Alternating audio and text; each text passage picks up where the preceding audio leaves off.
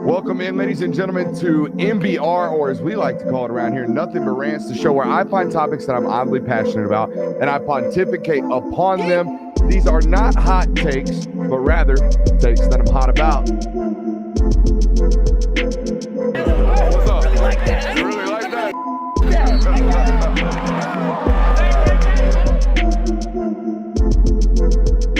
Let's shut up and grind some tape. Tuesday. What is up, ladies and gentlemen? Welcome into the Film Guy Network on a terrific Tuesday evening. I will forewarn you, I am far too caffeinated. Far too caffeinated. It might get hot tonight, okay? It might get hot tonight. Anyways, got a great opening for you guys, but I want to tell you, it is indeed a loaded show. Make sure you hit that thumbs up button, like, subscribe, rate, review, however, wherever you got us. I appreciate you for being here, okay, first and foremost. Was doing some number gathering. As I told you, it is contract season coming up. So every time this time of the year, I like to measure growth. We've had tremendous amounts of growth, both on here and on social media platforms, both of which we're streaming on right now. On Twitter, we've gone up almost 20,000 followers in the last calendar year. I want to thank everyone over there. And over on YouTube, we've gone up almost 11,000 subscribers. So tremendous amount of growth. Want to see more and more and more. I want to open with this, however. Kirby, do you remember that NCAA commercial where it was like, you know, showing a bunch of clips of athletes and then they would like morph into like a doctor, or they'd like morph into a lawyer, or they'd like morph into whatever and like, you know, whatever. It showed them playing first and then it showed them as the current 100%. And then they would give you that quote, right? Quote, the NCAA, a path to go pro in something other than sports. And then they would flash that stat where only 2% of student athletes go pro in whatever sport they're playing in, yada, yada, yada.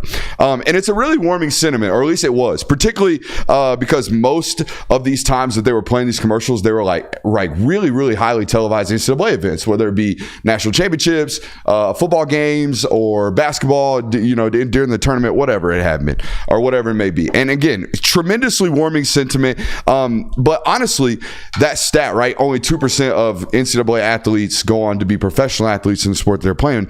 It's kind of a bogus stat if you really look at it, because there's no professional swimming league. Like, yeah, you could be an Olympic swimmer, but there's only like 9 of those per, you know, division, right, for your you know, what do you call it, country.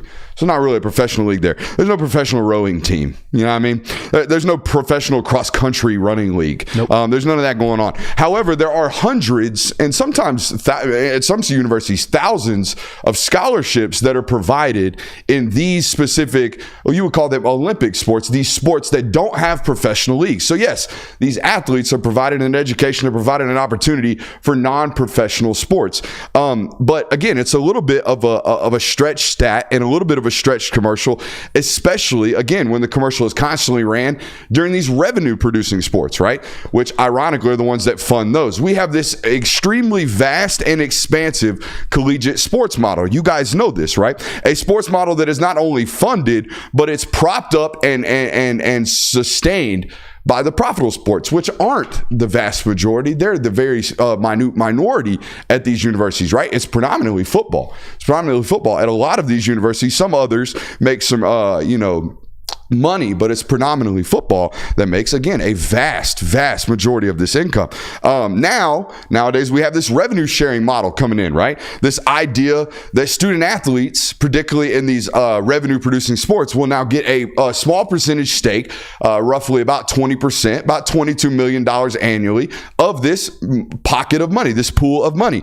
And all of a sudden, Kirby, as you would imagine, young people start getting paid. These folks, this talent that is not getting any money all these years suddenly starts getting money. There's some pearl clutching going on. There's some no, we can't be having that on, right? We can't be having that going on. Like the athletic director from Texas today. His name is Chris Del Conte. And it's so ironic that it's Chris Del Conte. It's all the ADs that say this sentiment. Not all of them, most of them. Most of them have this kind of like, gasp, we have to give profits? We have to give revenue share? What am I going to do with my budget? A lot of them have this sentiment that is, forecasted in these statements. Quote, we've lost our voice of what collegiate athletics is all about. No one wants to hear that, but only 2% of our student athletes are going pro.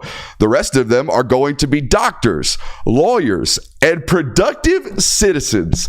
My man literally read the commercial from NCAA. That sounds like such a counterproductive stat as well. Like, why are you saying that as a reason to not pay these players or to make it less likely that athletes get paid for playing in collegiate sports? If only 2%, as you said, if only 2% of your athletes are going professional in their sports they're playing, why should they not try to make as much money as possible right now while they're in collegiate athletics? I have no idea, but for months I've been standing on this network saying the NCAA is just a sham. It is just there being a collective voice, one singular voice for a lot of these really, really powerful presidents and athletic directors. And here Mans is in the cusp of the NCAA dying on a vine, literally preaching from his mountaintop the NCAA commercial that we all know and remember. I'm not going to say love, but we all definitely remember that, commercial, the morphing commercial of man shooting a jump shot straight into a medical knifing situation out of his doctor robes. You know what I mean? Like classic NCAA propaganda. Here Mans is speaking it, preaching it, dying on the hill of it right here in the midst of the NCAA dying. And it's honestly this sentiment, this I don't think you guys are getting how big of a deal this is. We're giving these kids money. This type of sentiment is really, really rich coming from Del Conte specifically, who Texas is an entity. Literally, they are a business. They are not one of these publicly traded or public, funded universities. They don't take any government funds. They are not. They are self-funded and they are self-profitized, right? They are all about the money out there. They do it really, really well, in large part because of Del Conte's leadership, if you will, as the athletic director. But the sentiment is nonetheless really rich from a guy who's going to make $19.5 million as the athletic director of a college university, okay, from now until 2030. Okay, this dude's going to make $3.2 million over the next 6 years. And just to give you a little bit of refresher, I did my historical data checks today, Kirk. All right. Do you know how much Vince Dooley made in his last year as the athletic director? 24 years into the biz after winning a natty at his university. 24 years into it as the athletic director. When he retired at the age in 2003, do you know how much money he was making? I would be shocked if it's more than six figures. He was making $300,000. There it is. This man's fitting to turn $3.2 million this calendar year. All right, and it ain't just the athletic directors. I just don't want to pick them out either. Nick Saban in 1999, when he left Michigan State to be the head coach at LSU, do you know how much money he was making? $975,000. He left last year at $13 million. His defensive coordinator was making 1.2. Where does all this inflation come from? Well, they got a shitload of money and they ain't got nowhere to put it. So now when we actually have to maybe give it to players, everybody's like, oh my God, this is the worst thing ever. Yeah, because we're coming for all of your wages because all of your salaries are inflated. If it's the athletic director down to the head coach, how many other different members of that body are now fit to get their pocketbooks picked on? Because we got 22% to pick up, baby. We got red lines to go meet. So all these people are clutching pearls all over talking about this is the worst thing ever, literally propagandizing the NCAA model that is dying because all of them, the money's coming. They're coming for it. So that's tough. I hate to hear it for you, but you got a bad messenger there with the guy who's about to pull down a smooth 20 mil curve over the next 6 years. Yeah, I mean it is very rich to have all these predominant power figures in the NCAA and in college athletics in general, just feeling this is bad. This is bad for the sanctity of the sport. That's the only really argument they can make is it's breaking tradition. And I think the only one player who I can think of that has ever really kind of tooted this horn alongside of the ADs and the people who are making the big money was Tim Tebow. But I mean, Tim Tebow is such an anomaly in college athletics that I think that you can't really count him.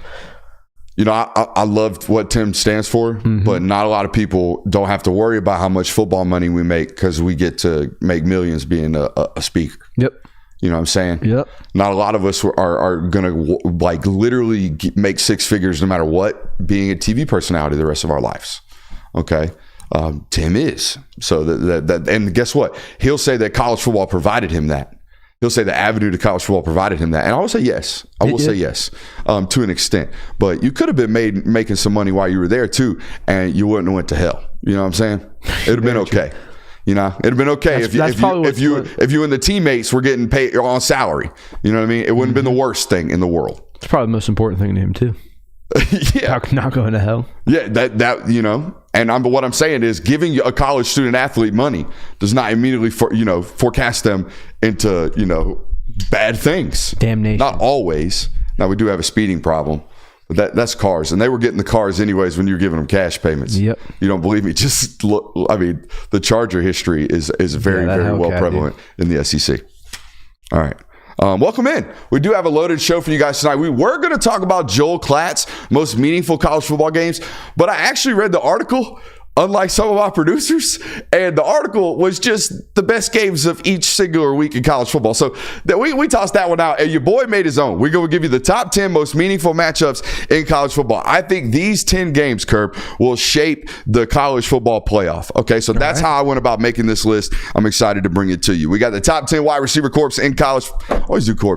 Top 10 wide receiver cores in college football. I have some nits to pick, okay, in that from our folks over at Pro Football Focus. We have a breakout candidates list we're going to get to. Reese Davis is out here rooting. He's out here cheering on a storyline in college football and hoping for the success of one in particular team. And I don't know if you're allowed to do that, but that's not the only professional, broadcast journalism line that Reese crossed over into, maybe my territory, which I appreciate. So we're going to bring you that tonight from our guy Reese Davis. Strength and conditioning coordinator salaries were brought to my attention by you, and I don't find that ironic. Thus, knowing your personality and what you're interested in. So we're going to talk about that tonight and all that good stuff. But first and foremost, I want to give a quick shout out to our friends over at PrizePicks. If you have not already, head over to prizepicks.com, use promo code Brooks. You get a 100% deposit match. And by the way, I put a lock in today. It is Taco Tuesday, which means you're automatically going to get like a smooth, crisp layup on the lineup. And I got it right here. Jason Tatum, when I checked out PrizePicks today, Curb, was at 0.5 points. Easy money. Take the over, right? Derek Lively, all I got to get from Derek Lively is 1 assist. Okay, so I need Luka Doncic to go up in the paint. Huh? Is game 1 It's Thursday. But I got it in early on Taco Tuesday because it was such a good deal. I need Derek Lively to just here's a smooth dish once to Luka Doncic for a layup, and we got a smooth over there. So basically the whole parlay comes down to this. You ready? Jaylen Brown, 23 points. I took the under. That's the whole thing. So you can get that lineup. Hopefully it's still available for you over on PrizePicks if you have not already.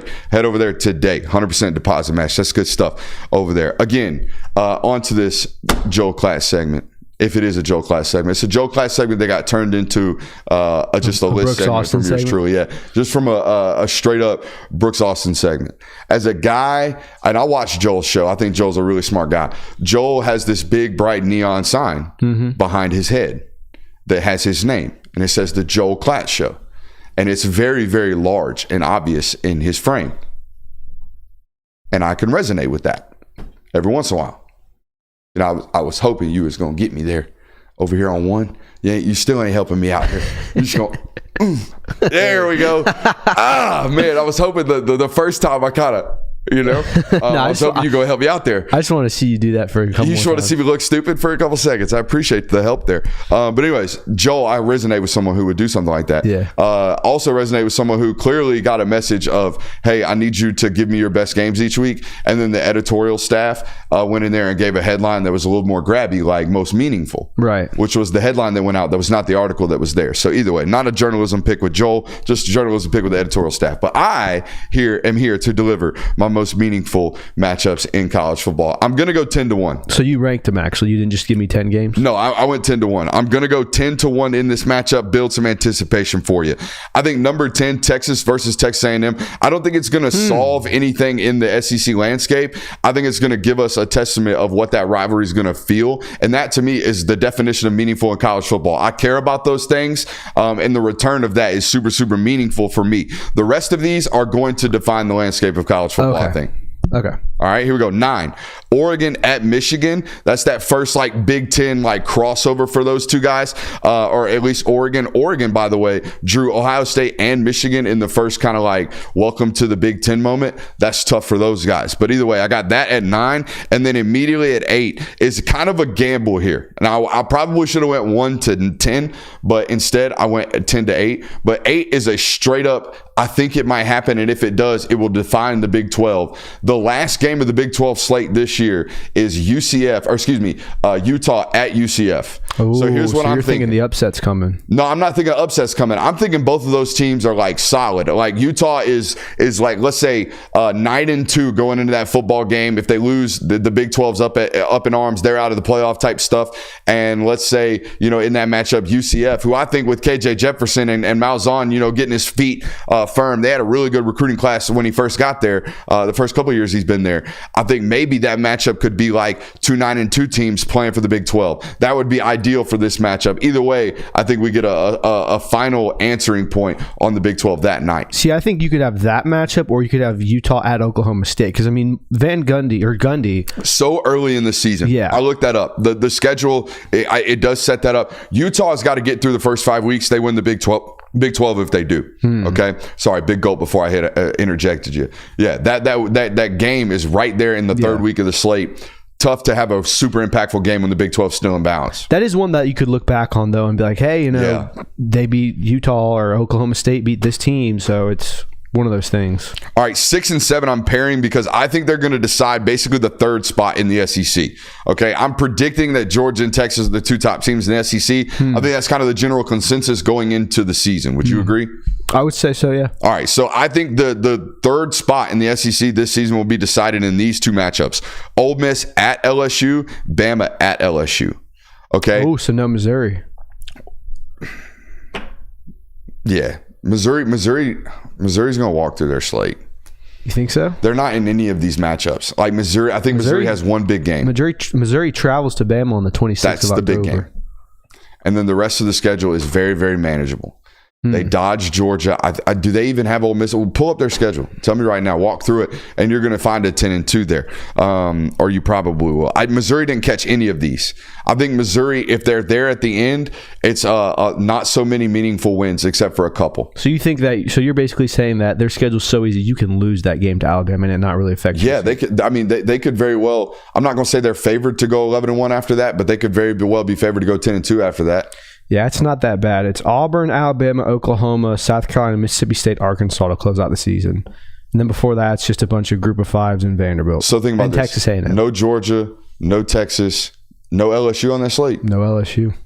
That's about as easy as it comes to the SEC nowadays. That's a playoff schedule. That should be one. Okay, so again, none of those matchups, apart from the Mizzou-Bama game, maybe I could have slid the Oregon-UM game out of here. Maybe I could have slid the Texas A&M game out of here for that Missouri-Bama game, but you are right. That could have been grouped into kind of this 6, 7, 8 matchup of that's going to decide the third spot, all three of those games. The Bama-Missouri game, the Bama-LSU game, the Ole Miss-LSU game, that will kind of narrow out what it looks like, kind of in terms of that 3 spot. In there at number 5, I've got Texas at Michigan, just to kick off the season. I think that's just going to be a big one. Really kind of to just judge where Michigan's at. I hope that one's not bloody. I think Michigan might be a football team that's better later on in the year than I think that's week 2. That's September 7th. That's very early on in the year to be playing a big, massive football team like Texas. I don't know. I'm not exactly familiar with the entire 2024 slate, but that feels like it's going to be one of the first larger-than-life games of the season where everyone's like leading up to like, oh, this is the game we've circled. I mean, it's Texas traveling to Michigan, the defending national champion. Say what you want about what that roster looks like now. Say what you want about the fact that Harbaugh is gone, but it's going to be a big matchup. Absolutely. Number 4, I got Georgia at Bama, just because – like, what's more meaningful than those two teams? I hope it still feels that way. I think it will remain that way for the foreseeable future. It definitely will if Bama wins. It definitely will if Georgia wins by a small margin. If Georgia wins that game by 2+ scores, I think the shine of the Georgia versus Bama matchups very quickly wear off. All right, number 3. I'm in here with Clemson at FSU because I think it decides basically the ACC. Very well could. All right, these next 3 I think decide conferences. All right, that's why I have them this way. Number 3, like I said, Clemson at FSU. That game is October 5th. I'm hoping both of those teams are still undefeated. That basically puts them at like 5 or 6-0. College game day is coming to town. There's no doubt about that. Number 2, Ohio State at Oregon, I think decides the Big Ten this year. Very early on. That game's October 12th. So I hate how I wish almost all of these big games were played late in the year, but you can't get them that way. Right. I feel like nowadays more than ever in a 16-game slate, who you are in early October, late September doesn't really dictate what you are, like in terms of that calendar year, because we don't decide the sport until December. Now we have a month of playoff football now in college football. Wow.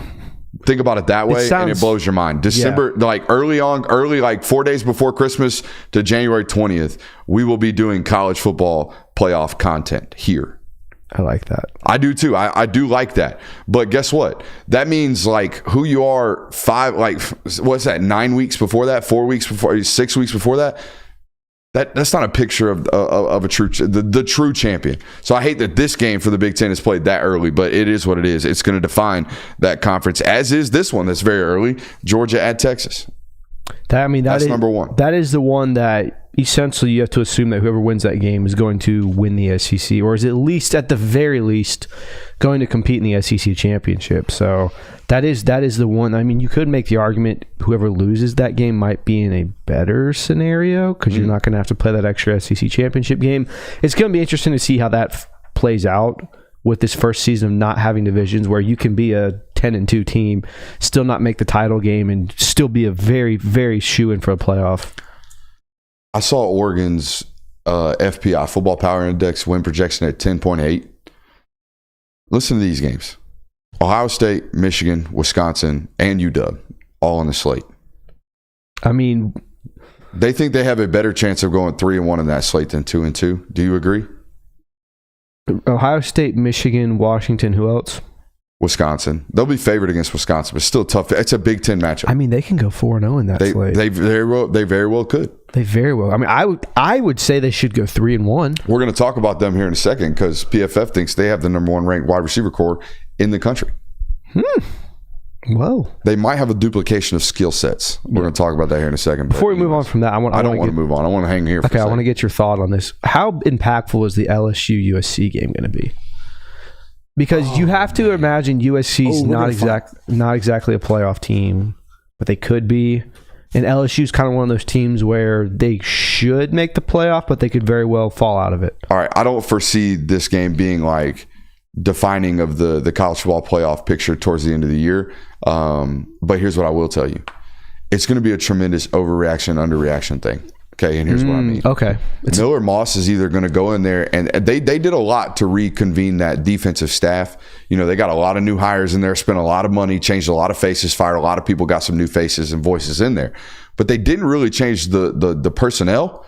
So I think there's an opportunity where LSU either goes out there, Kirby, and plays well defensively. Miller Moss struggles. Everybody freaks out about Lincoln Riley, or the vice versa. Miller Moss throws for 475 like he did in the bowl game, and LSU still in shambles defensively. And here we go; they're going to have to score 40 every week to win, because this is early on in the season, right? Yeah, it's week 1, I believe. Yeah. Week 0 or week 1? I think it's week 1. Let me check. Because week 0 would be ideal for this football game. They shoved a lot of games up into week 0. September 1st, so it's week 1. It's a Sunday game, I believe. We'll talk about Georgia plays August 31st, right? Yeah, I think it's a Sunday game. Oh, it's a Sunday game. You just told me this. Sorry. LSU's played on Sunday 3 years in a row now to start the season. In these types of matchups. It's interesting. It's an athletic director's ploy, I would imagine. Yeah. Here's a question then. If you said, like you said, if Miller Moss throws for 475, lights up LSU, how quickly does the narrative on Brian Kelly change to he might be on the hot seat? No. You don't think so? No, man. You can't go from we hired the Swamp Monster. The Swamp Monster turned around, won a natty, and then was walking around campus shirtless talking to the co-eds. We basically had to fire him because he went 7-5 and lost his mind, to then hiring basically the new stepdad who's like real solid. And that's who Brian Kelly is. Brian Kelly is a program solidifier. All right. And your LSU, which means every 5 years, you're going to have a crop of talent in that state that is undeniable, and you will ultimately win a national title. Because if the Swamp Monster can do it, eventually Brian Kelly will. I firmly believe that. Okay. Bro, the Grass Eater and the Swamp Monster won national titles at LSU. Les Miles, the Grass Eater. You know what I'm saying? Yeah. Like, come on. On top of everything Les Miles was doing. Like Ed Orgeron was just talking to the co-eds. Apparently Les Miles might have been doing more. Yeah. So Those two jokers won national titles at that program. Brian Kelly will be okay. I'm not out here putting Brian Kelly on hot seats 3 years in. So you think no way? So you're basically saying that the LSU program can just go on autopilot and they'll win a national title. What did they do? How else would you describe a decade of my program being a grass eater and a swamp monster? Yeah. And resulting in 2 national titles, one of which was arguably the greatest assembled college football team of all time. People will oftentimes take that stance. They were two very, I don't want to call them fluky, because I don't think there was anything fluky about that 2019 LSU year. But I think it became very obvious very quickly that that recipe that Ed Orgeron got was not going to be able to be replicated ever again. And that 2007 national title team, I mean, they kind of fell ass backwards into that game. Like that was a 2-loss team. Les Miles hung around in 10-2 that sucker for like 9 more years after that. For sure. I mean, I think we're not giving Les Miles enough credit. He was a very good coach during that time at LSU. Now, the stuff he was doing, not great, but he was he was a top 5 coach during that run. Ooh, it's hot. I like that. Top 5? During that run, I think so. I mean, it was Nick Saban and Urban Meyer. Then who else? I mean, Urban Meyer wasn't even around for that run, really. Yeah, he was Utah in it. No, he was having heart problems. Oh yeah. From like 2009 to 2011, he wasn't around. You got a better recall on the Urban Meyer track than I do. Yeah. I just remember I only see him as the TV guy who doesn't really give opinions. He just kind of smiles and they throw to coach. Yeah. Coach is like, we got to go get him in the second half, team that's down. And then they move off from coach. And he'll look good in his suit, though. Anyways, all right, let's move on to this top 10 wide receiver core because I think it's a decent discussion here. Do you want to go 10 down or 1 down? 10 down, I think, because we already revealed 1. All right, 10 up. All right, first of all, I want to do this first before we talk about the wide receiver cores. I think I want to talk about the actual take that this list has provided me. All right, I'm going to read the list, spoil it, all of it. Oregon, Ole Miss, Ohio State, Georgia, Texas, Missouri, Miami, Colorado, LSU, Oklahoma. There are 3 glaringly obvious programs that are perennially launched into top 12 discussions. This team's going to win 10 games. This team's going to win 11 games. Are they going to be college football playoff contenders? Yada, yada, yada. These 3 teams they're going to be cost games this year. They're going to lose football games because their name is not on this list or not anywhere really close. Clemson, Alabama, Penn State. Okay, those 3 names have jumped out like the opposite of a word search. It's like, hey, where are these 3 programs? Nowhere to be found. Okay, and they will get hung up and lose football games at times this year because they don't have absolute dynamic weapons, a multitude of which, right? It's good to have 1. It's good to have 2. You kind of nowadays have to have 3 or 4, all right? Particularly with all the zone match coverages, all right? So that's kind of that. I'm not saying Alabama's going to lose 5 games, but the games they lose this year, the 2 or 3 or whatever it is, the 2 or 3 games they lose this year is probably going to be because their offense becomes stagnant because wide receivers cannot create separation. Penn State, obviously.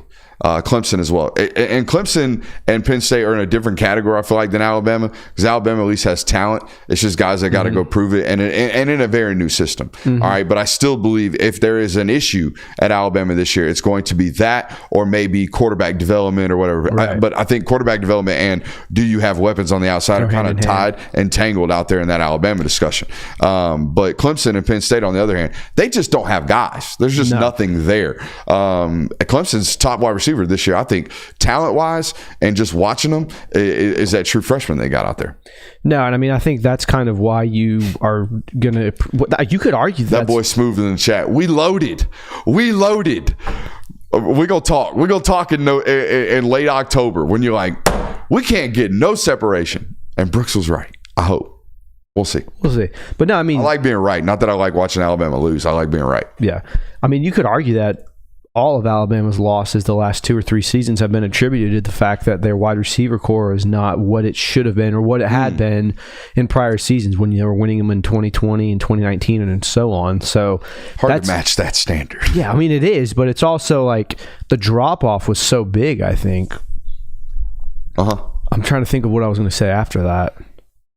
That's what happens when we're a 2-man crew. It'll come back to me. Don't worry. That's what happens when we're a 2-man crew. All right, but yeah, that was noticeable to me. Those 2 programs. Yeah, I know what it was. It's basically like Is this going to be kind of what causes more teams to take the Michigan approach, where it's like, hey, we don't really have outstanding wide receiver play. We might not have elite quarterback. We're just going to try to punish the ball. Okay, so not everyone can do that. I agree. All right, but and Michigan might be able to. Somebody might be able to recreate that. You know, the 5-year plan, if you will, of let's really attack the lines of scrimmage and recruiting. Let's recruit big people. Let's get an offensive coordinator in here, 2 of them, maybe 3 of them over the regime. Let's also have this brother of ours who's really connected to like the greatest defensive minds in the world and in the sport, and let's also get them here as well. And then we'll have this conglomerate of an NFL coaching staff on the NCAA level, and we'll have like, I don't know, 18 super seniors, and we'll have like all this old staff, and we'll have this guy who's a 2nd round draft pick at the running backs. Is what Michigan did recreatable? I don't know. In terms of like build the whole structure absent of weapons, okay, on the outside. However, what I do think is replicable. There you go. All right. What I do think is replicable is what Texas has done this year, which is basically say, okay, all of our guys left to the NFL draft. Let's go pillage everyone else's roster. Let's go see what's going on over here at Alabama. Let's go get 2 of those guys. What Ole Miss did this offseason, where it's like, okay, what's going on? All right, we need to keep Trey Harris. Oh, Juice Wells isn't happy, or maybe he wants a pay raise and want to be on a winner. Okay, let's go get him. All right, Oregon, what they did. Oh, Evan Stewart just hit the portal. Let's go give him a bag. That type of deal. I just blew the list. I mean, here's where we go really down the rabbit hole with this conversation. Is that type of approach kind of coming to an end with this new rev split? Whereas you can't necessarily come in and say, hey, wide receiver, we're going to offer you a bonus or a raise, and you're going to become more involved in our offense, and you're going to make more money. Come play for us. I think for Oregon, it will always be available because they have Phil Knight and Nike. Like, Nike can afford to give Evan Stewart, hypothetically, right? We're in a rev share model right now. Right. Let's say we are. Okay. All right. And Evan Stewart becomes available. He's in the transfer portal. And on top of his rev share, Phil Knight wants to give him $150,000, $250,000, whatever, a year to be a Nike sponsor. What stops him from doing that? Nothing. Because he already has done this with, who was it? The edge rusher, Thibodeau. He did Kayvon Thibodeau. Okay. Now, I'm not saying he can do that with the whole entire roster like he is now currently with their collective. But there's going to be some way of continuing a collective incentivization. Okay. Incentivization. I don't know why I keep trouble in my mind. I don't know why my brain keeps putting those big words in my head, but I'm trying to keep spitting them out at you. But I would imagine they continue to allow some type of NIL form or format. Gotcha. Otherwise, schools that are currently capitalizing on it, I would imagine, will be throwing some type of fit. Probably. So what I have found in this sport currently is if you pitch a big enough fit, eventually you will get it. But anyways, let's go back to this list. I liked Oklahoma here at 10. I'll be quick here. I liked what Nick Anderson provided last year as a huge human. I don't know if you've seen this cat, but he's like 6'5" and a half. He plays like he's 6'10". He is really long and can really pick the ball. Anytime you got a dude named Jaleel Farouk in college football, great college name. I'm buying Jaleel Farouk stock. Okay, I'm just in on that. Andrell Anthony, those 2 guys both went over 600 yards, and they also got 2 transfers. Okay, I think that you will find this is a revolving theme. LSU, their receiver Kyron Lacey was kind of the like headliner of this PFF article. And he is a 5th-year football player, which presented the question to me, Kirby, can you be labeled a breakout football candidate, a breakout candidate if you are entering your 5th year of collegiate football? 2 questions. Can you? Do you want to be? Better late than never, I guess. I mean, you could argue that like a guy like Carson Beck was a breakout candidate his senior year. Correct, like, 4th year. Yeah, like I mean, like if your time comes when your time comes, I think. At and when you're buried behind first rounders. Yeah, I mean, like it's not like he was. It's not like he was on a team full of scrubs. Like you had Malik Neighbors and Brian Thomas ahead of you, and this is fair. Yeah, so I think it's okay to say he's a breakout candidate in his 5th year. Top 2 targets this year are projected to be a Liberty transfer and a Mississippi State transfer. So yeah, you got Kyron Lacey, who's going to have a big year, but they also had to go to the portal and add. And Mason Taylor comes back for a 3rd year as well. Miami, they have Xavier Restrepo, one of the few on this list that is just like, hey, pure returners is the reason they made it. Xavier Restrepo and Jacoby George. Missouri in here at 6 is just a little too low for me. Not only because of Luther Burden, right, but they returned all top 5 top targets from last year. Yeah. Theo Weiss, Mookie Cooper, all of those guys are coming back. The tight end's back. It's a loaded bunch on top of Luther Burden, who is there a close second? Who's the close second for best receiver in the sport this year? Oh, God. So there's not a close second.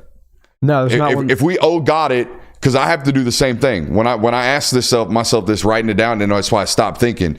If you ask yourself today, who is the second best receiver in college football, you pause for a good 60 seconds before you come to a conclusion, which thus presents the notion that Luther Burden is far and away the best receiver in college football. I have no problem. I mean, you could maybe say Emeka Egbuka, but I wouldn't put them in the same tier. Okay. So but yeah, Emeka's got a chance now to like be the feature.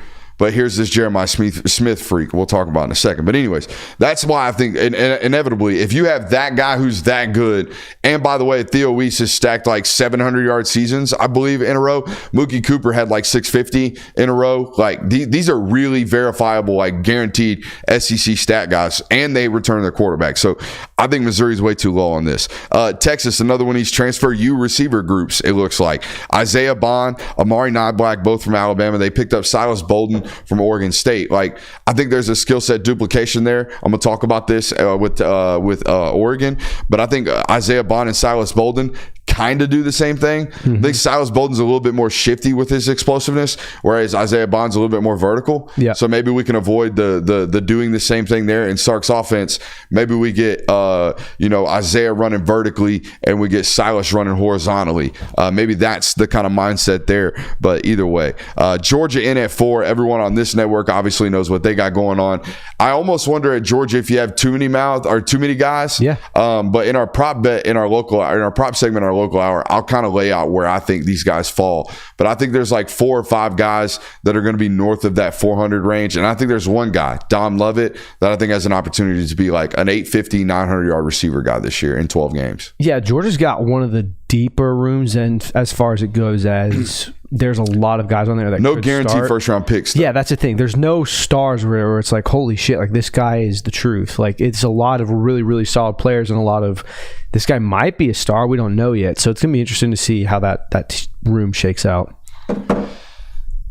Got a quarterback. I think honestly, and I don't know if they did it this way on purpose or if the roster construction strategies will be this way no matter what, but the idea that you have too many targets, so the idea that you have 9 guys in this room that can get targets, how ideal is it that you have a quarterback that is very much so a processor in the sense that, all right, we got 4 targets on the field. They're all really good. Which one's going to get open? That guy's more than likely going to get the ball with this quarterback more so than any other one that has played in recent Georgia lore. Yeah, I mean, Georgia quarterbacks over the past kind of had their guy where it's, if they got into a situation, they might force it past him. I don't think Carson Beck is that type of guy. I don't think Carson Beck is going to have that type of guy just because there are so many guys on the field that are capable of making plays. Closest, I would say, is probably Jake Fromm in terms of seeing the field and making good decisions. Hold me here. But Jake Fromm was a classic turn down guy. Jake Fromm would look at a route, not trust his arm to make the throw, click off of it, go to the next one. Carson Beck, the reason he plays so on time is because the moment he sees the advantage, the singular one in his read, he's already on that one. He's confident to make the strike. But in terms of who saw the field, who processed the information the best, I would say that one. Stetson, I would classify him as a classic, I'm going to give my guy a chance guy.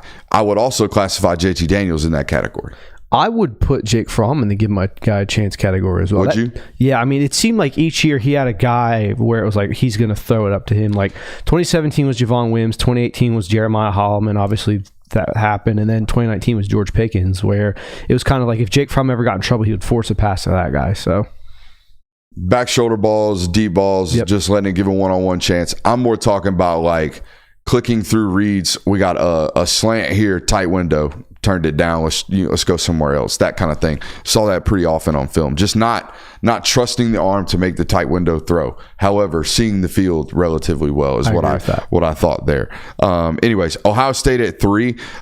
This has a chance to be a really dynamic top tandem in Emeka Egbuka and Jeremiah Smith. There are going to be no training wheels with Jeremiah Smith. Can't be. Throw him out. Let's go. And you're right. They can't be, but they can be. Carnell Tate, Brandon Ennis are still year 2 guys that are really, really talented. And they got Mylan Graham as well. I mean, we can talk about this a little more. We also might not see an Ohio State that's going to gunsling it like they have the last 5 seasons. Yeah, Chip Kelly is notoriously a run positive unit. They will run it more than they throw it. And like in everything that Ohio State did this offseason is kind of telling you that they're shifting away from that. They went out and got a quarterback that, say what you want about him, isn't a gunslinger, isn't a CJ Stroud, isn't a Justin Fields, isn't a Dwayne Haskins. And oh, by the way, they loaded their running back room up. Like they have the best running back room in college football right now. So it kind of looks like Ohio State's kind of just trying to be this run first team. And we're stamped and kings of the anti-Will Howard deep state. At least I am personally. Are you jumping on that with me? Or are you leaving me out here? Classic lukewarm guy over here. I'm a wait and see type guy. Spit you out of my mouth. Oh wow, that's hurtful. Going biblical on you. That's hurtful. Ole Miss at 2. Ole Miss spent some money on this one, huh, bud? They sure did. I'm sure Trey Harris, a 3rd round eval last year after what do you have, a 1,200-yard season? He had a 1,000-yard season, I'm pretty sure, last year. He had a great season, yeah. Okay. Probably a 3rd round eval on a 6'3" SEC receiver that went for 1,000 yards. You would imagine? Probably didn't come back to Ole Miss for free. Probably not. All right, so there's that. And then they went and got Juice Wells off of South Carolina's roster. Probably wasn't free. We probably would assume that. Prescorn. I read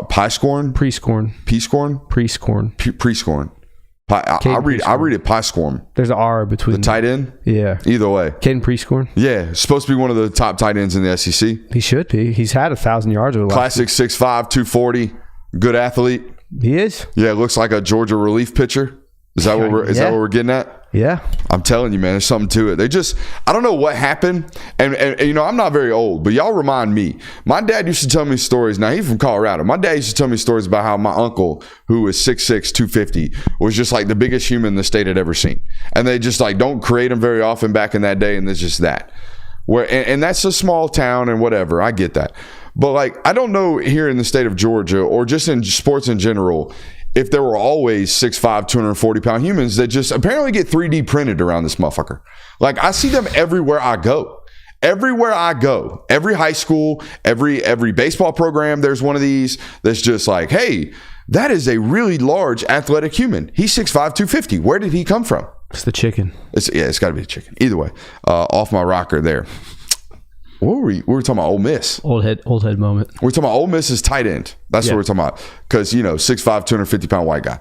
Anyways, Jordan Watkins as well, another wide receiver that I like that had a good season last year. And then Oregon at number 1. You agree with this? I completely agree with it. I mean, the moves they made, you could argue maybe Oregon probably spent more than Ole Miss. It's Evan Stewart and who else? Evan Stewart, Tez Johnson. Tez Johnson's already on the roster. Yeah. Very much so a duplication of skill sets here. If I got on to who was it I gave a shit earlier about that? Either way, I gave somebody some shit for Texas. That's exactly who it was. For Bond and Silas Bolden. If I'm getting on to somebody for duplication of skill sets, it's definitely Oregon. Evan Stewart and Tez Johnson seem like the same football player to me. Evan Stewart just slightly better.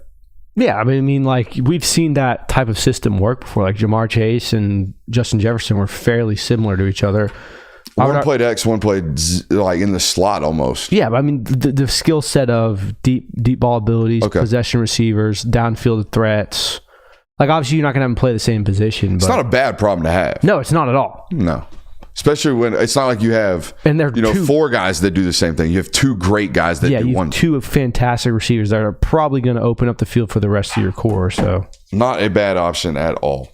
We're at 8:43. All right, man. Dabo Swinney. We didn't talk anything about Colorado there. We didn't. We skipped over him. But it's also like, I feel like that's the Travis Hunter boost. Nah, man, it's the Will Shepherd boost. Will Shepherd's a dude, man. I thought Will Shepherd's an NFL football player last year. I don't know why he stayed in college, to be honest with you. I guess because the NFL draft was like 17 receivers deep. Yeah, that wide receiver. So maybe that was the reason. But, man, that's a 6'3", 200-pound, like smooth-moving, great hands, multiple 1,000-yard receiving seasons in the SEC at Vandy. That's a hard thing to do. You know, I would imagine you have 1,000 yards of Vandy, you got a pretty good success rate in the NFL, right? No, opposite. Jordan Matthews was the only other guy to do that, I think, and he flamed out quick. Okay, I'll take that statement back. I think he was like Vandy's all-time leading receiver. I'm gonna look that up. Please do. It's a much needed stat. Very much so. Necessary for this show. I can multitask though. Yeah. Mans wrote a breaking story in the middle of the show last night. Didn't get the podcast up, but wrote a breaking news article in the middle of the show last night. On the podcasting, man. J Will's not here, man. J Will leaves. We miss things. You leave. Show runs smooth. What happens? I just sit here and actually, that's a lie. When was the last time? You ain't been out in a minute. I missed a Thursday like 2 weeks ago. Okay. I'm missing another Thursday here in a few weeks. So. You might want to get the 2 weeks in. Yeah. I want to get the 2 weeks in. A loaded summer. Don't know how we're going to do show. I know we got a good little pause here. Don't know what we're going to do when I'm in LA for the Elite 11 because I don't know if you guys are coming. I don't think we are. Right. Or when you go to Austin. I was going there next. Dallas. I don't know what we're going to do when I go to Dallas. I hope it's Dallas. You made me really scared right there. It's definitely Dallas. It is. For the SEC Media Days. I'm pretty sure I reserved a table out there for SEC Media Days. So that will be funny. Because you know what I'm going to do. I'm going to do it anyways. I'm going to do it all by myself. That's fine. And everyone will have this big machine with them. They'll have all their little assistants and they'll have everybody running around. And your boy will be like, hold on, Carson. Let me turn these cameras on right quick, and then I'll have to do all the other stuff. Yeah. And then he'll have the best interview that he had all week, and then he'll go on his merry way. That's what's up. So I hope that's happens. I ordered a tablecloth today. Oh wow! Yeah, you're really going in. Huh? They give you a table. You got to bring your own cloth. Hey, I think. BYOC. They're not going to give you a cloth. If you're gonna do that, like basically, don't even do the tablecloth, dude. Just go go raw. Just go so bare bones that doesn't matter. Man, you can't do that. Can't do that. I'm gonna give it some pizzazz. Okay. Maybe bring the sword. Probably can't get that through security check though. If you can get a sword on a plane, I'd be shocked. I probably wouldn't tell you if I did. I wouldn't. Yeah, you'd be immediately on a list, right? Immediately on a no-fly list. Immediately on a list somewhere. If you do some nonsense like that.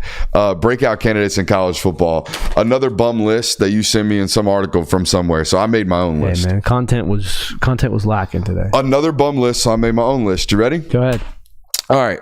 Outside looking in. Okay, these are guys that did not make the list. Okay, because the first one of these guys that did not make the list, he's a re-breakout. Okay, and his name is Dominic Lovett. We're going to talk about him a lot tonight because he was on my mind today when I was doing all these different, segments. I think Dominic Lovett is going to return to form of Missouri and some. I think he had an 860-yard season his last year at Missouri. He was up there. I'm projecting at the end of the year, Georgia might have. I hate doing it. Georgia might have their first 1,000-yard receiver. Okay, there it is. There it is. I think Dom Lovett might be him or might be that one. Right. And here's the math on it. 900 yards. I think Georgia's offense this year is going to move 75 yards a game through Dom Lovett, and times 12. That's 900 yards regular season. He does that, 4 more times. You have your 1,000 yards. Boom, there it is. 75 yards a game for Dom this year is not a lot. I mean, hell, he had 140 in G-Day. Okay, so I think that's kind of what I'm expecting from him, and that would be a burst onto the scene. He would be the headliner of the wide receiver group when they ultimately talk about him during college football playoff telecasts. Okay, so I have him. My other outside looking in guy, Justice Haynes. Okay. Oh, shout out BT. And here we go. You ready? Justice Haynes got some why he's still at Bama talk this spring. And you know why he got some why he's still at Bama talk? Because he's a 5-star. Well, 5-star, and then during the A-Day game, he didn't really get a lot of touches. And I think people overlooked what Justice Haynes got this spring. You know what Justice Haynes got this spring? Rest. I think Justice Haynes got the "we can't afford him hurt" card. I think he got that. And when you get that, you're about to have a season. Yeah, I mean, they were talking about how last year he was going to break out, and you kind of saw it in that Michigan game where I think they handed him the ball 5 times in a row. He's a hell of a running back, but he hasn't really had an opportunity to shine yet. Now, again, it was his freshman season, so it's not like he's had numerous opportunities that have been squandered. So I think this year will be a breakout year for him. You know how much misdirection Kalen DeBoer's offense has in it? A lot. Just in terms of pulling guards, we're gonna work like we're going left, and we're actually hitting C gap right. So I can just envision Justice doing all these things, and I see it right now. Justice Haynes, relatively big year. All right, top 5 list right here. Also, just to add in this, I think adding install for your playbook running wise at Bama is going to be much smoother than it will passing. Yes. Much easier to install the run game than the pass. All right, number 5 on the list. This is a or coaches fired suggestion. You ready? Can you guess who it is? This guy better break out or coaches fired. K. Klubnik. Jackson Arnold. Jackson Arnold better have a great year this year. Or Dylan Gabriel's going to go for 4,200 yards, have Oregon in the college football playoff, and Oklahoma's going to be sitting at home because Jackson Arnold turned the ball over too many times and they were 8-4. That's not a good recipe for a Brett Venables, situation out there at Oklahoma. You think 8-4 and a mediocre? I think 7-5 hot seat, 8-4. We're still optimistic. First year starting. Hey, what's up? First year in the SEC too. First year in the SEC. I think was tough. All that good stuff. I think you're going to be surprised by how many coaches like a Brett Venables get grace this year because it is their first year in a conference. Yeah, and just the general unsettling of the grounds of college football right now. I think there's some hesitancy when you have a decent coach, not a shitty coach. When you have a decent coach, let's not fire that guy. Let's just hang on to him because we don't know if shitty's around the corner. We hope that great's around the corner, but shitty might be around the corner. So let's just hold on to decent for right now, particularly with the world of college football, college sports in general being so uneasy. That puts us at number 4. I think Jeremiah Smith is an easy candidate right here. Again, no training wheels here. They're going to throw him out there. He's going to ball. Probably going to be the best freshman in this year's class. Absolutely. I think he's got freshman All-America written all over him. At number 3, I have CJ Baxter. Okay, now he had 600 yards rushing last year as a true freshman.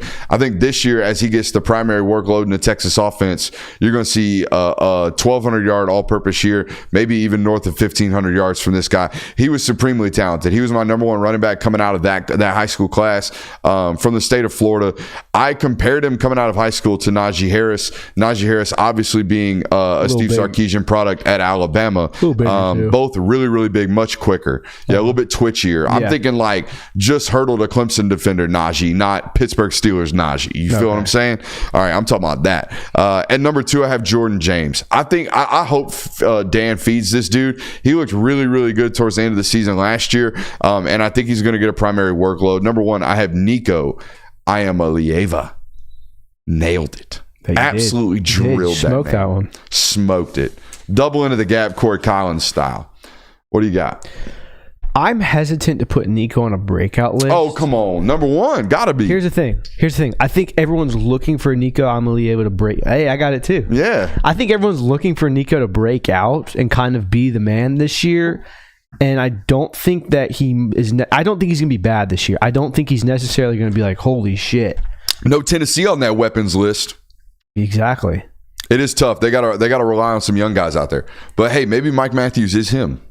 Mike Matthews very well could be him. I mean, I know Georgia tried their damnedest to get him. So I think that Nico is going to be. I'm pretty sure they return Ramel Keaton and a couple of decent pieces, but it's lacking firepower. It is. It's not anything that you had in 2022. There's no Jalen Hyde on here.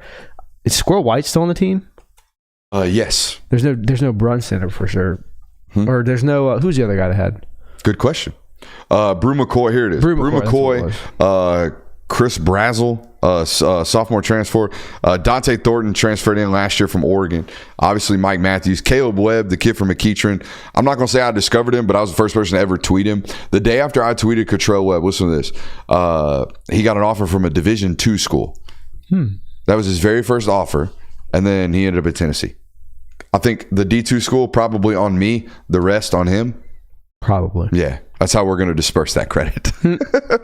But either way, the weaponry out there at Tennessee, not great, but I do think he's going to have a good year. I like what they got. I think he's going to have they did get Holden Stays in as a transfer. He's going to have a good year. I am not in any way saying he's not going to be a good quarterback. He's not. But numero uno, a little spicy for you? I think him being the number 1 breakout player is going to have people being like, oh my God, who the hell is this guy? He's letting it. I think 3,200 yards is a respectable expectation for him. Gotcha. All right, let's get to this Reese Davis story. Make sure you're hitting that thumbs up button. Make sure you're supporting in any way that you possibly can.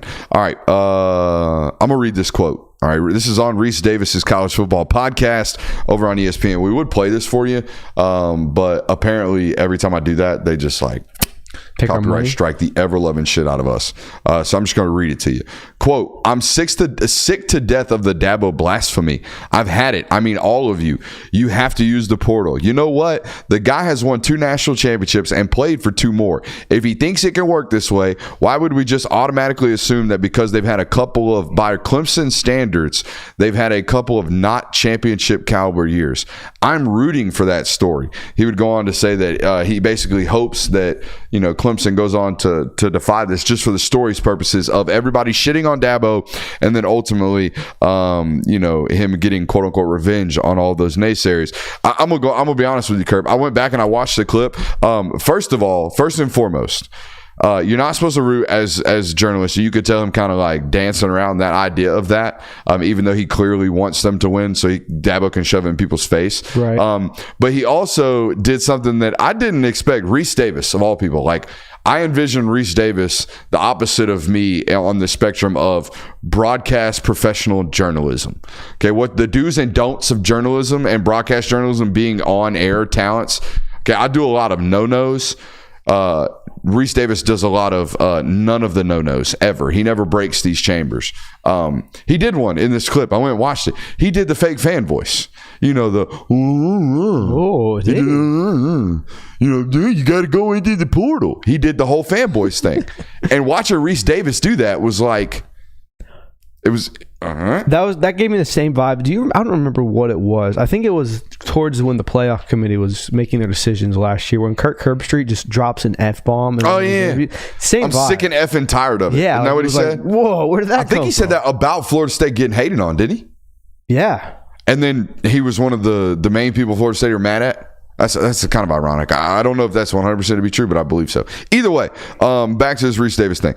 I loved that he did that. That made him a little bit more human in this sentiment. But you could tell if you actually watch the clip, he was kind of ticked off. You know, he said he's not against the way the portal is, and wanted to say that, you know, with the way that Lane, he specifically named Lane, so the way that Lane's doing at Ole Miss is not exactly a bad way. But ultimately, he's not like immediately proposed to like turn down or say that Dabo's not going to win the way that he's doing it now.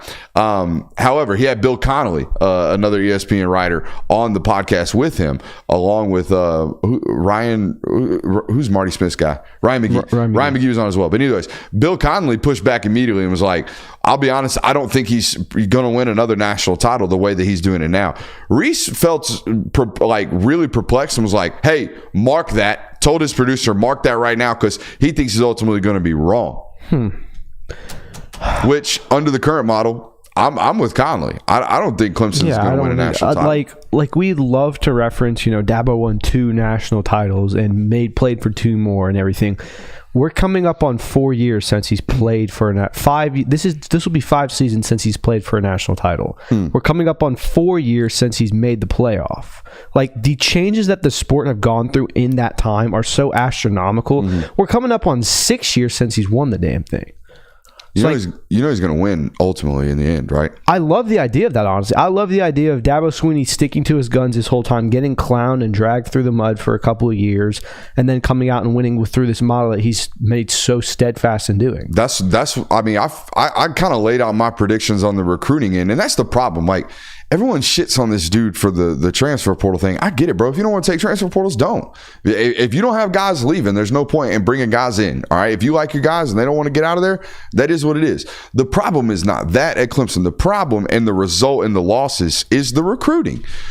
Because if you're not bringing guys in and guys aren't leaving, you're left with what you're bringing in. And if what you're bringing in is 15th overall, 14th overall, 14th overall, then you're going to be 9-3. Like, there's just no other way around it. You're not getting better. All right. These recruiting services are not that bad at what they do. All right. We're just not. We spend a good enough time investing in resources and finding out who the good players are. All right. So if you're constantly, and right now, 3 years in a row since Name, Image, and Likeness came out and about, since then, 2022, 15th, 2023, 14th, 2024, 14th. You can't recruit at that level and expect top 5 results. It's just not going to be that way, especially when you're not doing the portal thing. Again, but the portal thing is not the problem. The bringing in bad groceries is the problem. All right, so that's the thing with me. But I am of the belief that he is ultimately going to win out in the end, Curb, because he's not going to sacrifice his morals. He's not going to sacrifice his cultural beliefs in his program. And guess what? We're 3 or 4 years away, maybe not even that long. We're 2025 rev share from all of this NIL enforcement, all this real naughty pay for play stuff coming out. And guess what's going to come with this rev share, Curb? I guarantee there will be a year-long contract in that rev share. You want your $150,000 of revenue share? Guess what? You're going to have to sign your name away. You're going to have to sign your likeness away for a year. We own you. Right? For this amount of money, for this salary, we're going to own you for a year. I have no qualms about it. I think that's going to be great for college football. It's also going to bring some balance to this, and we're not going to be so much of the wild, wild west, which ultimately means people like this, who you mentioned the phrase, stood by their guns, stuck to their guns, like Dabo Swinney. He's ultimately going to win out in the end, as long as he survives. Now, there's going to be guys that die trying to die on this hill, but I think he's got the cachet to ultimately survive. You think so? He will. It's right around the corner, dude. Legislation and regulation is right around the corner. We just got to get there. We're basically going to have this crazy ass model for 3.5 years of freedom. Wild, Wild West. Do whatever the F you want. Tennessee's going to battle the NCAA and piss on them in court. It doesn't matter. We're going to have all this for like 3 or 4 years, only to return to the old school model of, we're just going to give you a base salary and then all the other stuff returns to kind of cash drops, all that stuff. Mm-hmm. But there's going to be some regulation. We're going to go from you can't pay, if we catch you paying, we're going to slap you with some sanctions, to do whatever the hell you want, to now give them a percentage of that revenue split, and if we catch you paying, we're going to slap you on the wrist again. You see what I'm saying? Yeah, I think that's where we're going. I agree that it's going to rebound. You're going to revert back to similar ways that that more resemble the era that Dabo had success in. I just can't personally, in my opinion, see Dabo getting that sort of success. Oh, no. The 2 over 4, the 4 year, the 2 national championships in 4 years, competing for 4 national titles in a row. That era of college football, I think personally, is dead, except for a program like Georgia, who's doing a combination of both. A program, if they get over the hump, like Ohio State. If Ohio State wins a national title this year, why can't they be a favorite to do it again the next year? You know what I'm saying? Right. Or play for another one next year, that type of deal. Maybe those programs who do a combination of both will be able to do so. But I think when regulation comes about, you're going to see Clemson recruit from a top 15 level, right, like they are now in the free reign world, to maybe return into a top 7 level. And Dabo Swinney can coach a top 7 roster into a college football national title, I believe. How many years does Dabo have left in him? He's like 55, isn't he? He's not that old, dude. Because, I mean, like, he's been at Clemson for going on 15 years now. It's at least 15, right? He's 54 years old. So you think he's one of these guys that's going to be there another 10 years? I think the way that he has done this it has lightened the load on the stress of this job that other people have had to do. Right? Like some of these other coaches who are really trying to maximize their NIL collectives, guess what they're doing 5 nights a week? They're on the phone drumming up boosters as much as they are recruits, buddy. This guy, I don't think this guy's had to been doing that the last couple of years. Probably not. They do it at a much more laid back pace. If there's anybody that goes the Bobby Bowden route of coaching to your 74 in this industry right now, I'm tabbing Dabo over everybody else. Bro, he's so much more laid back than everybody else. Everybody else is high-strung, red-faced, angry, pissed off all the time. All the other great ones. Dabo's cool, man. I mean, he ain't cool. He's laid back. You know what I'm saying? He's cool, calm, and not pissed off all the time. I don't hate that take. I don't hate it at all. Thank you for the approval of the take. What? Nothing. I don't got nothing for you. Yeah, those numbers are glaringly obvious. Talk about the transfers all you want, but 15th, and 14th, it just ain't gonna get it. It ain't gonna get it done. It will not. Let's save the strength and conditioning coaches for Thursday. All right, we got a whole nother hour coming up right now.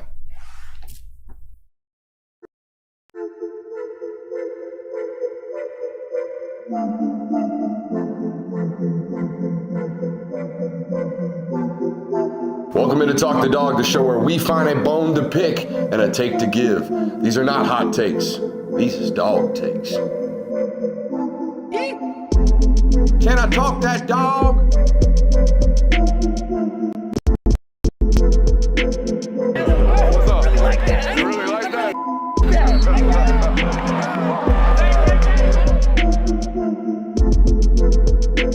shut up and grind some tape. What is up, ladies and gentlemen? We are back for yet another hour of content here on the Film Guy Network. Going to re-rack the questions and the requests for support here. Make sure you're hitting that thumbs up button. If you're watching us over on Twitter, Periscope, whatever that nonsense is, make sure you're just hitting that screen right now while I'm talking to you. You'll fly some hearts, I would imagine, up across your screen. We appreciate you for doing that. That's how we trick those algorithms. I'm all about tricking the man. I don't know about you, but I like tricking the algorithms, which I equate to the man. Because that's who owns us. That's who pays our bills, is the algorithm. That's fair. If they choose to put us in front of people, they do. So I'm all about tricking the man and maybe taking off the top from the man every once in a while. So let's trick the algorithm, aka the man, right now. Make sure you're hitting that thumbs up button, like, subscribe, and rate, review. All right, it is a local hour. We got a loaded one for you. We're going to talk Lonza Hayward, who is indeed our player of the day. We're going to talk a little Nate Frasier, who enrolled today, along with Dwight Phillips as well. Most impactful game of 2024, we may or may not get to. I'm hoping we don't. I'm hoping we save that one to Thursday. We can save it. Trust me. Little peek behind the curtain right there for you on tonight's show. I'm going to a really, really big event here in the state of Georgia tomorrow. Going to be there all day. Going to have to bring the sunscreen. Every year at this event, it's the Corky Classic. Every year, first of all, it's hotter than you know what. Every year. It's like 92, always on turf. This year it's at Georgia Tech again. Going to be down on the flats, mucking it up and yucking it up with the Georgia Tech folks, along with about 25 of some of the state's best high school football programs. Going to be out there tomorrow. We're going to talk a little bit about that. Georgia's obviously been known as a very, very highly potent recruiting powerhouse over the last several years of the Kirby Smart regime. We're going to rank Kirby's top 3 classes. We're each going to lay it out for you. I think we might come to the consensus of the same 3 classes, but in different order. Probably in different order. Okay, so we'll see what happens. We might have there. A different class. We're going to open it up. We're going to have to wait long on that one. We're going to open up the show with that one, and we're going to create a prop. I mean, I'm very intrigued by the create a prop segment. I think that one's going to be really, really fun. All right, here we go. I'm going to go first. You ready? Let's do it. Here are the top 3 recruiting classes under the Kirby Smart regime at the University of Georgia. Do we like that term, regime? Does it feel a little? I like it. Does it feel a little? How do you put it? A little monarchish, you know? I mean, I feel like it's probably proper. Probably appropriate. Proper. All right, we're going to call it a regime. All right, here we go. I'm going to go 3-1. I got number 3, the 2019 class. I also have names for these classes. I'm calling this the NFL class. This NFL class is just hit after hit. This signing class was just dude after dude. It starts out Nolan, Trayvon, first-round draft picks. Tyreek Stevenson, second-round draft pick. N'Kobe Dean, he's a peck tear away from a second-round draft pick. Ended up a third-round draft pick. George Pickens, he's a water bottle squirt and a fight against Georgia Tech away from a first-round draft pick. He's in this class. There too. Yeah, that too probably didn't help. Lewis Seam, first-round draft pick. Jermaine Johnson, first-round draft pick. Warren McClendon, there's going to be some guys that were drafted in the first round ahead of him in his class that don't last as long as an NFL contributor as Warren McClendon. All right. And obviously Stetson was in that class as well. I'm calling that my NFL class. Obviously, there's a lot of those guys that contributed towards the back end of that class to a national title, right? N'Kobe being one of those. Pickens, kinda, right? You can talk about Lewis Seam, McClendon, and Stet in that group as well. Nolan, obviously, and Trayvon.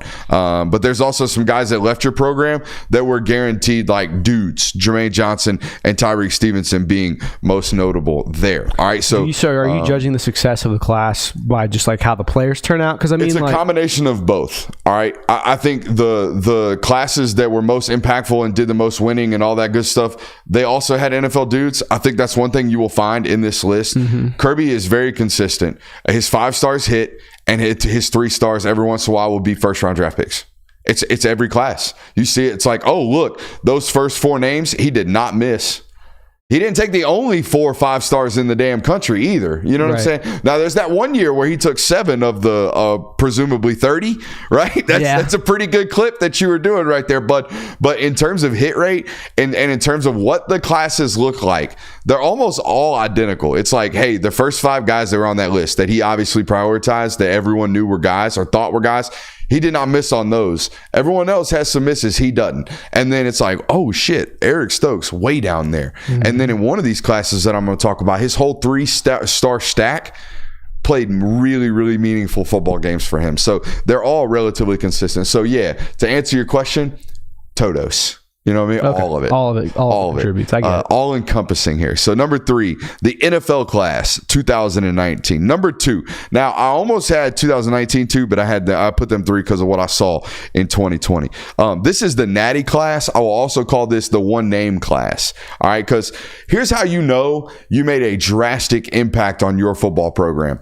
We don't even 2-name you. We just 1-name you like this right here. You ready? Here we go. Ringo, Carter, Broderick, Darnell, Arian, Ladd, Stack, Kendall, SVP, Ratledge, right? Like we're 1-naming Rojak, we're Beck. We're 1-naming the entire class. So just rattled off like 18 names. They're all just like bang, bang, bang, bang, bang, bang, bang. They left their mark on this program. They did. And a lot of those guys won you their first national title, right? Literally. I mean, Ringo, almost the definition of winning you the first national title. Jalen Carter probably, you would say, won you 1.5. He's like the best player on one of your rosters, and was probably the 4th or 5th most impactful on the other one. I would argue without that blocked field goal at the end of the third quarter, you might not win that game. That's a good point right there. You got Broderick Jones in there, a guaranteed hit. That's another one of those 5 stars that walked in, walked out, blemish free. You know what I mean? Blemish free. Started 2.5 years. Never an injury. Did he ever get hurt? I don't think he did. I think at one point maybe had a big tape job on one of his hands, but that's about it. That's boo-boo. I mean, I remember doing a Fox 5 hit, the one of the very few before. I think I got undercut on that. It was a whole off air story for you. It makes sense why I didn't get invited back, but it wasn't because of lack of performance. But anyways, I remember doing a hit about him, and I'm standing in front of a picture of him at Lithonia, and I said on Fox 5, if everything goes right, this guy is a stamped first-round pick. All he's got to do is gain 15 pounds. He'll be a first-round draft pick. And that's exactly what he was. So as clean of an eval as they come in, is a lot of these guys did exactly that. Jalen Carter felt that way inside the building. He wasn't ranked that way, I don't believe. I think he was bordering 4 and 5 star. He wasn't like a stamped top 5 recruit, in the country. So there's that. But that class, man, Natty class, 1-name class, whatever you want to call it, that class was flat out loaded. And then you look at the 2017 class, which I have the number 1 class in the Kirby Smart run. And it's not as star-studded as 2018. In 2018, that's the Justin Fields class. They signed 7 5-stars, right?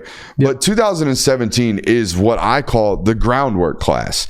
Kirby Smart doesn't do what he does at the University of Georgia without 2016 G-Day, and he doesn't do, look at what we're about to do here. Everybody pay attention. This is what we're doing. 93K Day, this is what we're about to do. That rolls into the 2017 signing class. And listen to these names, guys. And you Georgia fans listening right now in this local hour, these names probably hold a very special place in your heart as the class that made you a winning program but didn't win a title. That's what, and those people, they almost deserve a commensuratory ring for what the groundwork that they laid for this program.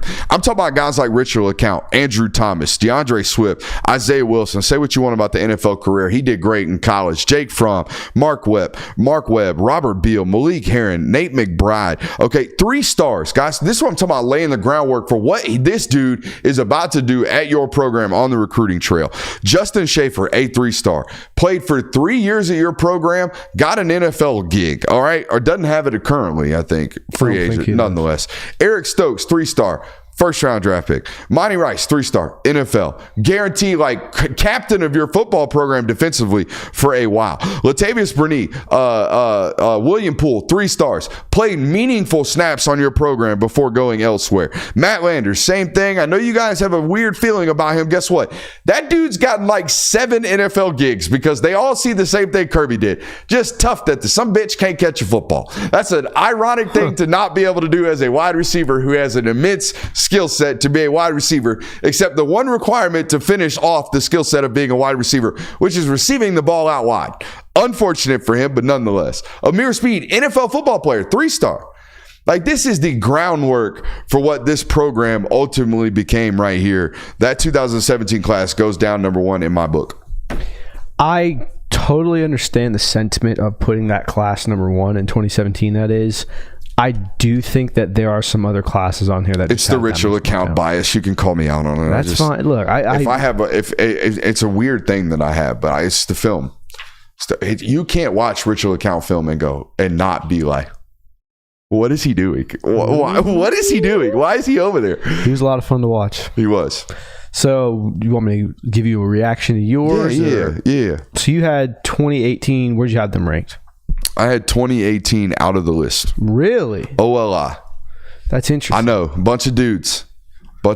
I know. But I had them off. That's interesting. Like I said, I agree. I think there's more guys that won or helped you win a natty in that 2020 list and 2019 list than there are in the other ones.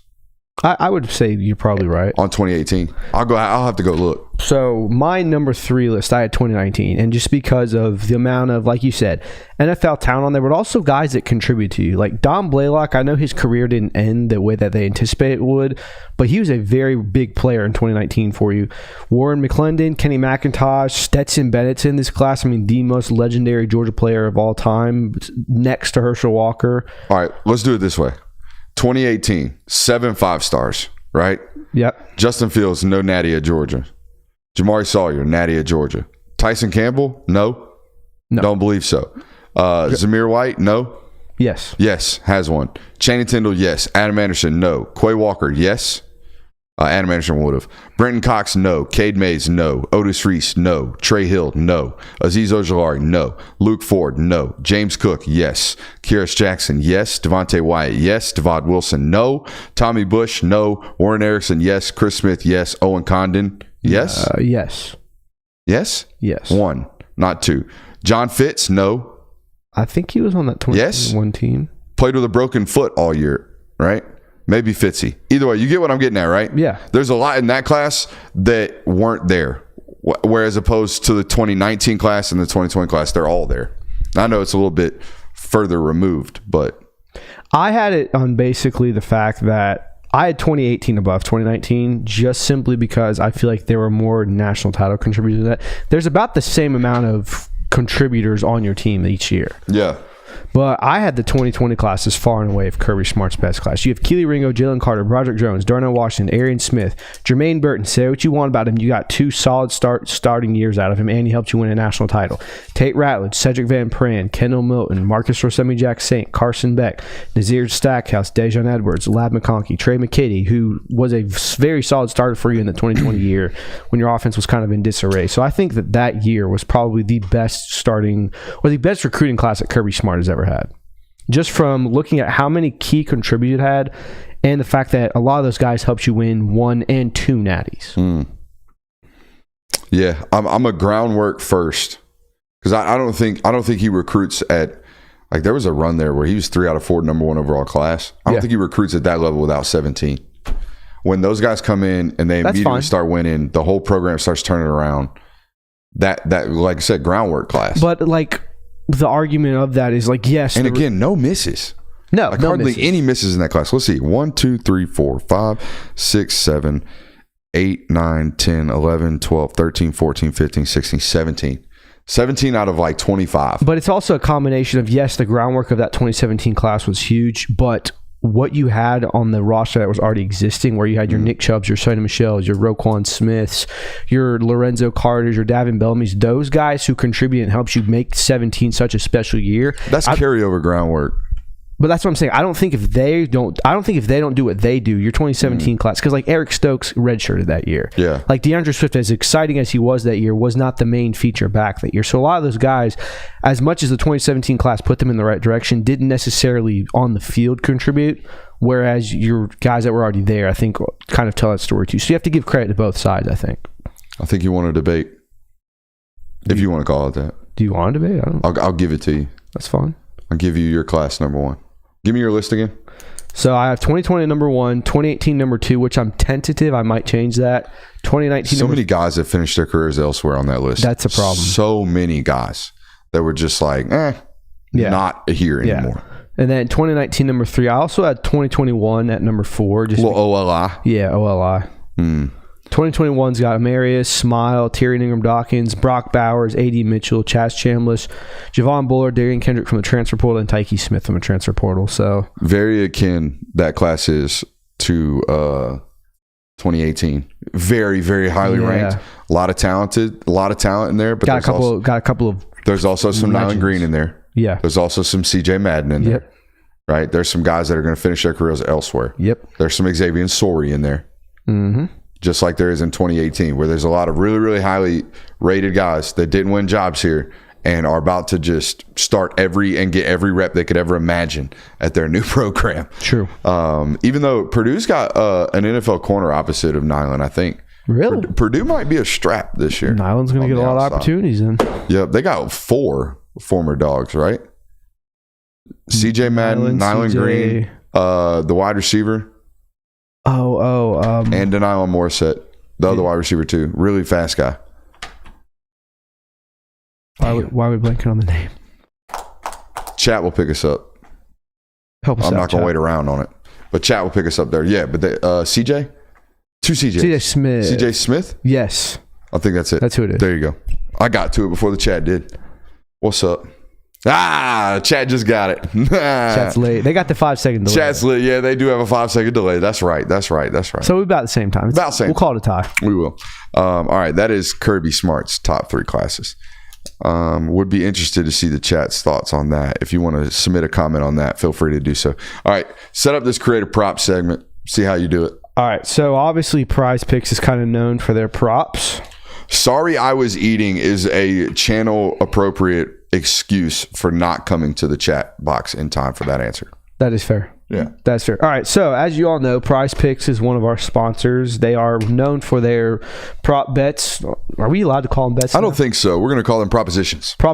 Player propositions, essentially, where you give a number of, hey, player X is going to have certain receiving yards. You could bet the over on. I keep saying bet, dude. I'm so used to it.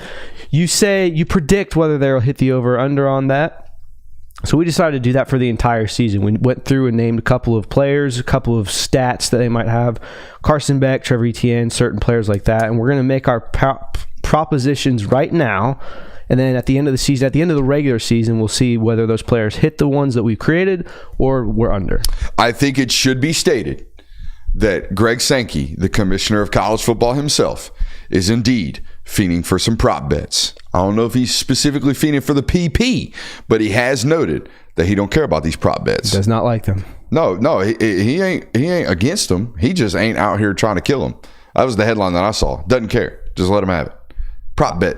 Fiends. I thought it was something the other way around. I thought it was the other way around. I thought he was. No, I thought somebody was out here. I thought there was out here people were trying to legislate it, and Greg was like, "Y'all fighting the wrong fights. Let's focus." I thought he was very much like, prop bets are the one thing that can really get us in trouble because it directly ties to a player's performance. Well, you know what, Greg? Everybody else out here fiending for some PP.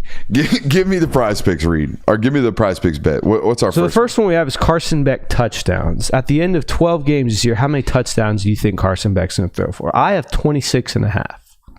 Ooh, I'm going over. I think he throws 35. That's 20. That's at the end of 12. Yes, that's 2.9 touchdowns per game. Because here's the deal, and you will find this being a recurring theme in my list.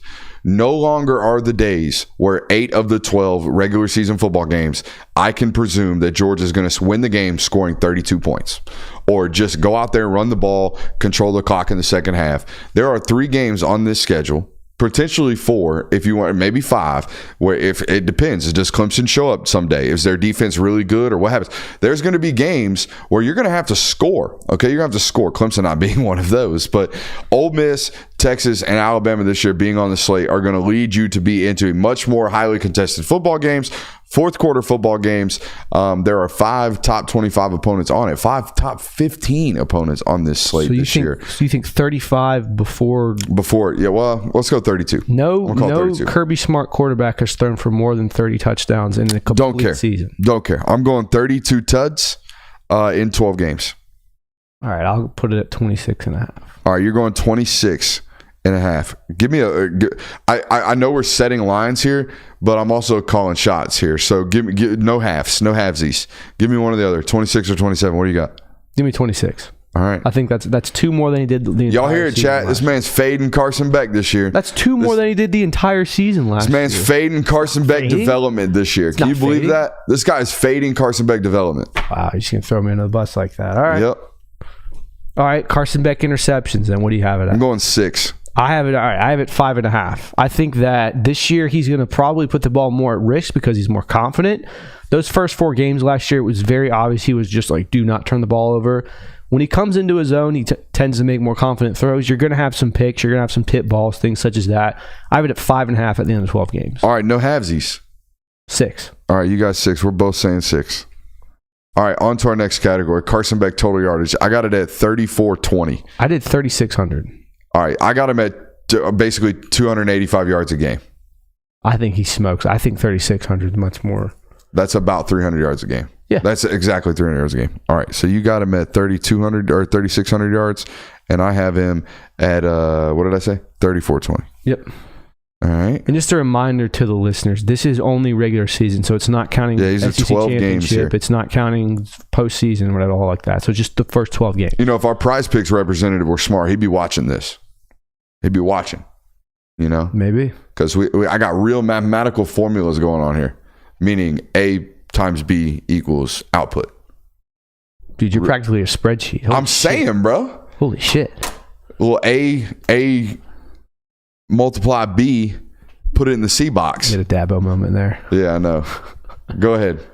All right, next up, moving on to our next player, Trevor Etienne rushing yards. I have him at 850. The Georgia feature backs kind of hovered around that 800 spot. So that was my mathematical theory was 75 yards a game. Okay, so I put him at 900. I'm going to stick with 850. All right, you got just because I think that towards the back end of that season, that room's going to get a lot more touches dispersed. I think when Branson Robinson comes back, I think Roger Robinson's going to also take the load. I think when Nate Frasier comes into his own, he's going to get a good bit of run. So Georgia's going to have a lot of options at running back this year. We definitely think there's going to be a 1,000-yard rusher here, though, at the end of the year. It will be notified as a 1,000-yard rusher. I don't know about that. I mean, if you're predicting him 850 yards, 12 games, that's fair. He's going for $1,000. That's fair. All right. I'm gonna bump mine down to 800. Just give me Trevor Etienne at 800. You hear that, Coach Bobo? This guy's fading the whole offense. If Coach Bobo thinks you're trash, bro. You know what? If Coach Bobo watches this and uses me as motivation, hell, so be it. Put it on the whiteboard, Bobo. This guy's out here talking shit. Here we go. We're going to Love It next. Trevor, we got Trevor Etienne receptions. Yeah, Trevor Etienne receptions. Here's the deal. I was going to say mathematical purposes, five receptions a game. That's and 60. Way too many. Way too many. But in my mind, I was thinking, that's not a lot. No. Five little dumps, check downs. Well, that's 3 check downs and 2 design plays per game. That's not a lot. Nope. That's way more than that's double James Cook's production. Yeah, that's twice as Kenny McIntosh in 20. Yeah, it's weird because you feel like those guys are they were. In your mind, you're like, that guy got touches out of the backfield. Yeah. But then you go back and look at the box scores, and it's really like, oh, James must have had a matchup against Tennessee that day. They gave him 5. They must have liked him against Michigan. They gave him 4. That kind of thing was the whole game stats. So I went 30 and a half. Give me 30. 30 receptions? Yep. I think I put it at, 27. So you went 30. I went 27. All right. All right, here's where it gets interesting. Dom Lovett receiving yards. What do you have? I want to see what you have. I got it at 900. That's 75 yards a game. So 900 through 12 games? Mm-hmm. Wow. I think Dom Lovett has a great year this year. I think Dom Lovett also has a great year. I don't think Dom Lovett has a 1,000-yard receiver year. I think he does. 16 games, give it to me. I did an article on this a while ago. Basically, to plug. Multiple years over, by the way, has this article been written over? No. I did an article as to why it's not going to happen this year. Oh, yeah. And essentially, too many mouths? Yes, too many mouths. Brock Bowers got like 17% of Carson Beck's production last year. And we all know Brock Bowers was essentially one of the main feature guys in receiving last year. 9.5 games? In 9.5 games. Yeah. Let's call it 8.5. Yeah. So, I mean, it's going to take a receiver getting about 20% of Carson Beck's production, which is just astronomically high, especially with this room. So I think that any one of these receivers, Dom Lovett, Colby Young, Ra Thomas, they're all capable of having 1,000-yard seasons. I think the fact that there's so many stars in here and there's so many quote-unquote mouths to feed with Carson Beck, you're not going to have that. So I put Dom Lovett at 650 at the end of 12 games. This guy's a hater, man. I'm not hating, bro. Oh my god. Where's the offensive production, bro? Guys got Georgia finishing bottom five. If you have offense. 4 guys finish with 600 plus yards or 550 plus, you can try to defend yourself all day. It's getting clipped and sent. I'm just gonna let you know. I'm just kidding. Good lord, dude. Dylan Bell, what we got? Dylan Bell, I put at 550. Okay, now we're getting closer. I got him at no, we're not. I got him at 780 yards. Wow. Yeah. I think Georgia has 5 receivers north of 450 this year. And then everybody else just kind of lingers. I agree with that. I don't think Georgia has 3 receivers plus 600 though. I'm gonna do especially after 12 at the end of this, I'm gonna do some quick math and see if it adds up to your 3,600 yards. There's got to be 3,600 yards on the ballot here somewhere. Yeah, there will be. To equate to your Carson Beck yardage total. There will be. All right. Between look at it. Betwixt the totals. Colby Young, Dylan Bell, Colby Young, Dylan Bell, Trevor Etienne, Oscar Delp, Arian Smith. I mean, there's like 7 guys that are going to get a brunt of receptions this year. Go ahead. Next is Ra Thomas receiving yards. All right. I have it at 450 through 12 games. All right. I got it. Here's the deal. Here's how this is going to work. I got Ra Thomas going for 300 yards in 3 games and going for, let's call it 200 yards in the other 9 games combined. I think Ra is going to have like 3 or 4, like, damn, Ra had a day. Yeah. And then a bunch of sporadic, like, oh, Ra got 2 touches today. Yeah. But he really got 5 targets, but 3 of them were back shoulder, highly contested catches that didn't get completed. Mm-hmm. That's how I see Ra Thomas's season shaking out. 7 shots. Yeah. So I got a Ra at about 500 yards this year. What do you got? Let me guess. 350. He's going to be garbage. I told you already. It was 450. Oh, I wasn't listening. All right. Who's up next? Next, we have Colby Young receiving touchdowns, so not receiving yards. Yeah. I thought the yardage thing was a bit played at this point, and I think the better and more fun prop for a red zone target like Colby Young is the touchdowns in the red zone. So what do you got? So I think Colby Young is probably going to be your feature jump ball guy in the red zone this year, rightfully so. The last guy to really be that, to my recollection, obviously aside from George Pickens, who never really got to be that, was Javon Wims. He had 7 touchdowns in 2017, so I had 6 for Colby Young in the regular season. All right, I was a little bit less rambunctious. I put it at 3.5, and I took the over. I think he has about 4. I think he has about 4 touchdowns, receptions this year. All right, that's the first rack. I'm gonna put this on the wall. A random green one now. That's always fun. That's an interesting shaped sticky note. Yeah, it's a tab for my notepad here. Okay. Yeah, it's not actually a sticky note. It's all I had on my desk. Don't question it. That's fine. Hey, look, it's an interesting shape. Tis what it is. Who's up next? Colby Young receiving touchdowns. Now we're on to Oscar Delp yardage. Correct. Oscar Delp yards. What do you have for that? I got it at 35 yards per game, which, let me do my math, is 420 yards. Nice, bro. Hell yeah, dude. I had it right around that 400-yard mark as well. All right. So we're finally matching up here. So that's the first time we've agreed on one, isn't it? To any extent at all whatsoever. Yeah. You, of course, are notoriously thinking the offense is going to be terrible this year. That's on you, though. All right, our next category, Mykel Williams sacks. What do you got? So Mykel Williams has had 4.5 sacks his last 2 years. He's obviously moved to the jack position. He's probably going to be more featured on the pass rush situation. This is also a make your money type year for Mykel. I have him getting 7.5 throughout the start. I put it at 7, so I'll take the under there. You take the over? Okay, sure. You call it 8, I'll call it 7. Which would be, I mean, top 10 pick. Yeah, I mean, I think he's top 32 pick no matter what. He got the same exact season this year. He's going to be 25th overall. If he has an 8 sack season, he's top 5. Top 10. For sure. All right, who's next? We got team sacks. I threw this one in here. All right, last year they had 30 total team sacks. What do you got them at this year, Kirk? They were notoriously low last year. Very bad. Notoriously low. I think in 2021 they had like 54. Yeah. Something like that. So I'm going to say they'll probably have 35 at the end of the regular season. There, see that. At the end of the regular season, 35 sacks, which will probably put you in the 40-ish range. Yeah, if they're at 40-ish at the end of the year, 42-ish, I think you tip your cap to the edge room and the defensive line room and the linebackers. You say, hey, nice, solid improvement from the year before. Exactly. Obviously, we don't expect you to produce Devontae Wyatt, Jalen Carter, Jordan Davis, Nolan Smith, Trayvon Walker, Nakobe Dean, Quay Walker, Channing Tindall results every year. You can't do that. All right, our last category, Malachi Starks interceptions. What do you got for me here? Malachi Starks is one of those interesting players on defense where the longer he plays, the more his production is going to go down because people are just going to test him less. He had 3 last year. Maybe he got his 4th against that Florida State game. I have it at 2 at the end of the regular season. I think he's going to be. I mean, he's obviously one of the best. He is the best safety in college football. And for that reason, I think people are going to avoid his side of the field. All right. I have it at 3. So we were very close to each other. Now, here's what I want to do. 420 plus. My eyes aren't that good to look up there without standing up. All right. 420 plus. We gave Rah 500 plus Dylan Bell's 780 plus Lovett's 900. All right, that's 2,600 yards of the presumed 3,400 that I think, 3,420. So that's about 800 yards to disperse among the rest of the targets. I think that's fair. Yeah. So I don't think I overshot too many of those guys. If you're out here saying Carson Beck's going to throw 3,600 yards, there's more than likely going to be a 1,000-yard receiver at Georgia this year.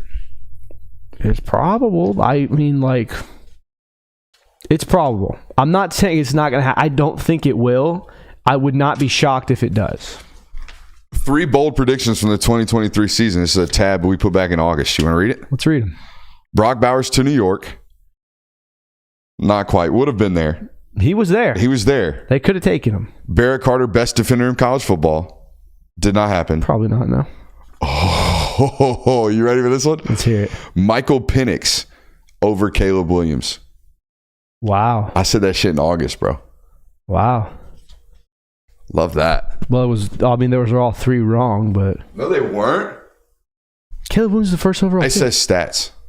Okay, well, you didn't say stats. that. You didn't say that. Yeah, well, I mean, college football last year, I would have taken I agree with that. Michael Penix over Caleb Williams. I agree with that. Should we grab another one? Yeah, let's grab another one. These are fun. Here's yours. This is a Christian Kirby player prop. Ooh, you might want to have to Google these. Rock Sanders, 9.5 touchdowns. Marvin Harrison Jr., 11.5. And Michael Penix, 37.05. I got Penix for you. Michael Penix toasted that. Yeah. Well, this is regular season. But yeah, I think he definitely toasted that. So you got Penix for sure. I don't know if you got Marvin Harrison and Rock Sanders. Harrison. Did you get Rock Sanders? I'm guessing that's a no. Not yet. Marvin Harrison had 14 touchdowns in 2014, so he could have probably. Okay. Yeah, he did. He didn't play in the bowl game, did he? No. So then, yeah, he got that. All right. Well, there you go. 2 out of 3 ain't half bad. What Jay will do? I don't know if there's a Jay will up there. What are the other 2 on the left? All overs for me, and then it looks like another season's totals for somebody. The moth's at me today, bro. Yeah, dog, I know. Just put that mulch down. So there's bugs everywhere, and it rained today, so it's nonsense down here in the basement. All right, so that was that. Now the Corky Kell Classic that I'm going to tomorrow. Obviously, everybody knows Corky Kell in the state of Georgia kicks off Georgia high school football in the Mercedes-Benz Stadium. Now they also do a 7-on-7 kind of battle every summer, and it kind of bounces around locations. This year, it's at Georgia Tech. Listen to this list tomorrow of all these schools competing. You ready? South Gwinnett, Lambert, Walnut Grove, Archer, Habersham Central, Newton, Habersham Central. Say that 5 times fast. Best Academy, McEachern, Greater Atlanta Christian, East Paulding, Milton, Cedar Grove, Douglas County, Callaway, Eagles Landing Christian, Landmark Christian, Peachtree Ridge, Centennial, Sandy Creek, Chamblee, Wheeler, East Jackson, Sequoia, Charles Drew. Baby. I knew it was coming. Miller Grove and Decatur, bro. Some teams, there's some squads up in that list right there. Yeah. Douglas County, Cedar Grove. I'm interested to see Cedar Grove, new head coach down there. Milton, obviously, defending state champion. Is anybody in 6A going to come close to Milton? That's a good question this year. I'm interested to see that wide receiver from Greater Atlanta Christian. Very, very loaded bunch out there at the Corky Kell. You had an interesting tweet today. I would classify it as interesting. For some people, it's very interesting. For the people who understand high school sports, probably a very interesting tweet. Or just the very, very large gap between some of these schools and just where we've come. Now, Florida is nuts about this. Florida has waived. They were the first to be on the players' rights bandwagon, believe it or not. Okay, and by way of this, what I mean is, in the state of Florida, you can play football at one school. And in December, you can transfer over and start hooping at another school. And then in February, you can transfer and start running track at another. And then you can transfer back and go play football. You can do whatever the hell you want. You can go wherever you want. As long as your classes are doing whatever, you're good. You can just do whatever you want. Now, the state of Georgia is slowly but surely becoming this. And I feel like every single day where I'm scrolling through my timeline looking for content to produce for this network and for our channels, everywhere we got going content, every single day, I find a new highly touted prospect changing schools, announcing that I'm leaving here and going here. Now, used to, this wasn't as predominant as it is now, or prominent. Prominent's the word. It's not prominent as it is now. Also, used to is very quiet about this. But now on social media, it's just like all over the place. People announcing left and right that they're transferring from so school to so school. So I felt it necessary to tweet today. We've now reached the point where there appears to be a Georgia high school transfer portal window, because I just spent, and here's why I'm not frustrated by this. It doesn't bother me at all. Move wherever you want. In fact, I'm not saying I encourage kids to go places, but I go to some of these schools, and sometimes I wonder if this guy went somewhere else, would he already have offers? Not sometimes, oftentimes I do this. Okay, because there are certain schools where if you just put the damn jersey on, sometimes I think Power 5 schools offer. It's the craziest shit. And what frustrates me is, Kirby, I spend so much time and so much money going to see all these schools, not just for purposes of recruiting and learning, but also because I love high school football. And I go around these places and I try to get a feel of who's good, where, so I can really, really know where I need to be during the fall in terms of matchup on matchup, what schools are what school. Buddy, these schools that I see in May look totally different now in June.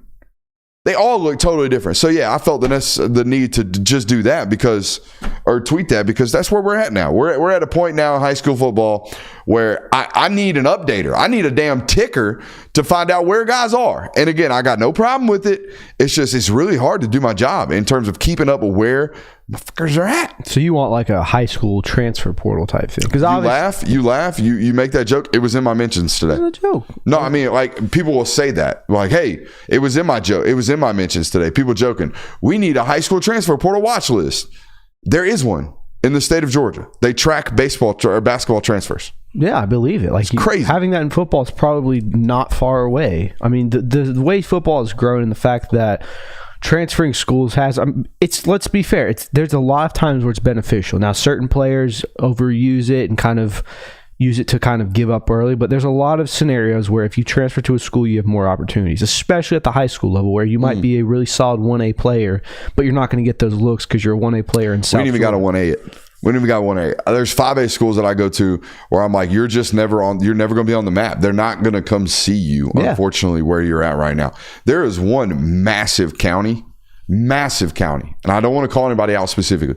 There's one massive county that on my map is just like, why do we never go there? There's big like 7A schools there, 6A schools there, 7A schools there. Really, really big hub of population. Never recruited. A first-round draft pick came out of it that Georgia didn't take, that ended up in an SEC school somewhere and was a pretty prominent player. Came from this one area of the state of Georgia that never gets recruited, ever. Oh, wait, I think I know what you're talking about. Yeah. So there's that. GHSA, speaking of high school football. Yeah. GHSA did something that I like. I don't know if everybody else liked. They moved high school playoff games off of the Friday night of Thanksgiving, mostly due in part because Georgia Tech plays there, which that night. And here's what I got to thinking about. Who does this help the most? It certainly doesn't help. I mean, it helps the college universities. It helps them. But it really helps the TV programs, the TV network. That's who gains the most value from this. Because now high school football fans are by the hundreds of thousands in the state of Georgia will all now be watching this football game, as opposed to maybe peeking at the score from the stands, freezing their nuts off at their local high school football playoff game. Yeah, for sure. And I also think that it's beneficial to certain players who might go on visits and things such as that during that game time, whereas obviously you'd be playing in a game. So it's beneficial to, I don't think it hurts anyone necessarily. Obviously, it sucks you're going to play your games a week later, but practicing at Christmas time has never been too big of an issue, or it's always been kind of like, ooh, that's exciting. It's not as exciting as it's the new norm now. Yeah, it's going to be. But the former norm was the real cool one. I played for 2 state title, well, 1 state title and 1 quarterfinal, but I played through Thanksgiving twice in my high school career. Yeah. And that is a very unique feeling. It's a weird practice. It's a very weird practice. It's a very different energy. It's a much more upbeat energy. It's very akin to rain practice energy. Were you guys in the morning or in the night? Or we were midday. We were like 12:30. Really? You know, that way people could get their morning Thanksgiving in and get their afternoon kind of work in. We were like a midday. Yeah, we were full pads at 7:45. That's tough stuff. That's not really celebration of the moment. We got to I think one of the coolest moments about being an athlete at that moment and having quote unquote earned that is when you get to walk around the school that's just barren. It's completely empty because everyone else is at school, but you're the one that's still out here playing. So that's like a unique feeling that these kids won't get now until after finals, basically. Yeah, but I mean, at the end of the day, like being able to practice, or it's cool, but still being able to play, I think, is at the end of the day is what matters most. And being able to have know that there's going to be eyes on that game now. Whereas, like you said, you would be. Let's be fair. High school football is an afterthought to college football. The Georgia Tech game is very likely it won't be a super duper close matchup. I could be wrong, but history says otherwise. It'll still be an afterthought to that.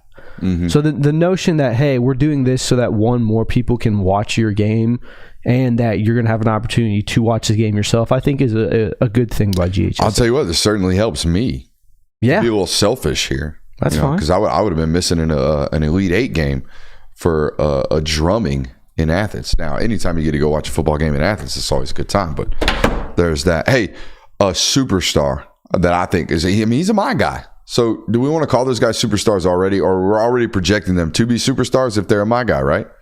Is that how that works? I always thought my guys were like, this is a guaranteed hit. Might not be a superstar. Yeah. All right. So either way, guaranteed hit just showed up in Athens today. Nate Frasier. Guaranteed hit in year 1 or guaranteed hit as a career? No, I think he's PT this year. Okay. I think there's like 400 yards on the table for Nate Frasier. And here's what I'm really, really excited about. This is probably the thing I'm most excited about this running back room for. Not that I think George is going to lead through the running game or anything like that. But what's going to be really, really cool and what's going to feel this year at times like those years of Alabama's running back groups when they were really, really at their peak, there's going to be explosive closings to games. Whereas like in years past, I feel like we're just grinding clock, 6-7 yard, finishes, and we're just kind of methodically moving the football. Right. I think at this point, that young group of backs is so talented, and they're going to be so hyper competitive this year that we're going to see 60, 70 yard rippers. And here's the last one that I remember. Remember when Kenny McIntosh got into the game, I think against Murray State? And took one for 75. Like put a safety down on his face. Yeah. You know why? Because that some bitch had so far up that depth chart to climb. So far up that depth chart to climb. And so many talented football players in front of him. I'm not saying that guys haven't been hungry in years past, but in years past, it's been like, hey, we're up 30. All right, go out there, protect the football, and do your thing. You're automatically the 3 already. Yeah, the last time I kind of remember a player having that kind of moment was against Auburn in 2022 when that was when Branson Robinson got the baby chub. Yeah, because first freshman to have a hundo, right? Yeah, that fourth quarter he just ran through the entire Auburn defense and made that game exciting to watch, even though it was way out of hand. So I'm excited to see stuff like that because you are right. When you have a running back room that's 4 and 5 deep, you have guys that are really going to still try to make a name for themselves in that fourth quarter, as opposed to where you have just reserve players that are just going to be toting the rock to tote it. Been a minute since your 4 looks like Nate Frasier. Correct. Been a big minute, probably since 2019 when Kenny McIntosh was your 4. Probably, yeah. Right. Brian Harrigan's still on their roster. Yes, he was. So that was Zamir White, DeAndre Swift, Brian Harrigan, Kenny McIntosh. and then Kenny Mack. Yeah. So, yeah, you got some explosive fourth quarters. I think you're going to return to that this year. I think mid-October, early November, you might see Nate Frasier maybe even get featured. I'll say, is he a guy once you see electricity, you got to feed it. Yep. Is he a guy that you think will be featured in the passing game? He obviously will towards later in his career. Do you think this year they'll give him any chance to do that? I don't know. That's all dependent upon what Etienne's workload looks like and how much breather he needs. I think it's one thing we talked about last night with change of pace, with duplication of skill sets at the running back position. Georgia has already their pass catchers, so they're not hungry or in need of the freshman to give you that. You know what I mean? Right. It was like last year, had Nate Frasier been there, I think they would have fed him. You know what I'm saying? If Nate Frasier were a freshman on last year's roster, he would have gotten featured touches in the passing game. Well, it was almost dire straits. In terms of out of the backfield weaponry, it was dire straits. That's why they put Dylan Bell back there. I mean, he got more kind of design plays outside of the box as a running back than he actually did as a traditional carrier. We were going to talk about this during our prize picks thing, but I think his kind of triple threat where, he could pass the running back days are over. I think it's over. I think that was kind of a really fun surprise of like, hey, we have a desperate situation. Dylan Bell turned out to be a really good runner. I don't think he's going to get carried. He might get jet sweeps. It doesn't mean they can't designated pass catcher him. He will be in motion more than anybody else this year, I believe. For sure. Jet sweeps, reverses, tunnel screens, balls in his hands really, really quickly. Let's make this guy our designated run after the catch type of football player. Those types of really extended handoff type plays that Brock Bowers was heavily featured in years past. I think Dylan gets a lot of that workload this year. He's a running back playing receiver. He's 6'1", he's 205 pounds. Mm-hmm. He's a 4.48 runner. He's a bitch to tackle on open field. He's a running back playing receiver. Yeah. Brock was the same thing at 6'4", 230. That's insane, dude. Brock's so big. Yeah, so big, so fast, so hard to tackle. Yeah. And that's why he's going to be Puka Nacua on steroids in the NFL. I love the sound of that. I know you do, Vegas Raiders fan. Where were we at? Nate Frasier, running back room, player of the day. Let's do it. Lonza Hayward. Now, I got measurements here. He came in a little bit shorter than I thought on his official visit, and that's okay. But I was expecting I thought he was a full 6'2". You haven't seen him in person. This is the first wrong eval I've got. 6 foot and 3/4 inches. Now, I did think he was 200 pounds. He weighed in at 202. 9-inch hands, 32-inch arm length on a 6-footer. Good God. That's long arms with a 77.25-inch wingspan.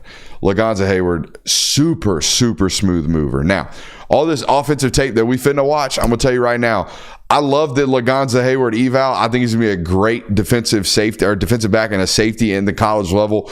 SEC body, SEC take, worked his way into a priority, not just to take a priority in this class for Georgia. And he could feel that in his recruitment and the push that he got in this week in the official visits. I would say Georgia is probably in the lead for him in terms of a recruitment. However, tough hands on this guy.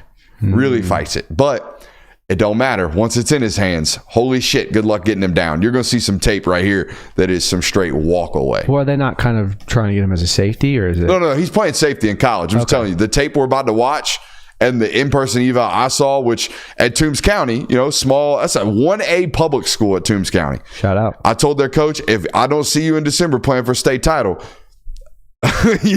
their roster's like that in single A public. But anyways, fought it a little bit on the offensive side of the football, but you're going to see they get him the ball a lot, and you'll see the athleticism more on tape than you will see the defensive projection. That's why I kind of prefaced it that way. Gotcha. This highlight tape we're about to watch is going to be holy shit. Maybe list him as an athlete. He's a defensive back. Got it.